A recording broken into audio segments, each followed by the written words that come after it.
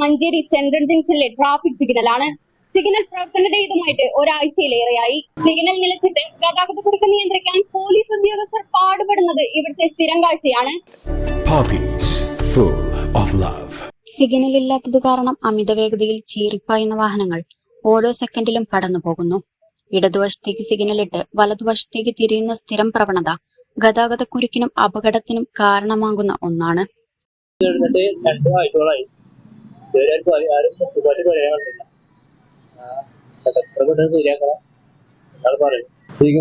കേടുവന്നിട്ട് 2 ആഴ്ചകളായി. ഇവിടെ എപ്പോഴും ബ്ലോക്കും ഇതൊക്കെയാണ്.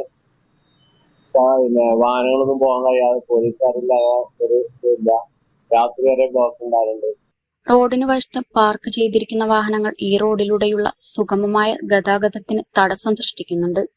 എത്രയും പെട്ടെന്ന് അധികാരികൾ ഇതിനൊരു പരിഹാരം കാണണമെന്ന് തന്നെയാണ് ജനങ്ങളുടെ ആവശ്യം. ക്യാമറ പേഴ്സൺ ഷാനു അരീക്കൊണ്ടൊപ്പം ഹരിത, മഞ്ചേരി ഓൺലൈൻ. ജലലഭ്യത നിങ്ങൾക്കൊരു പ്രശ്നമാണോ? ഗവൺമെന്റ് അംഗീകൃത ബോർവെൽ ഏജൻസിയായ മദീന ബോർവെൽസ് ഇനി നിങ്ങൾക്കൊപ്പമുണ്ട്. മദീന ബോർവെൽസ്, പാണ്ടിക്കാട്, പെരിന്തൽമണ്ണ, കൊപ്പം.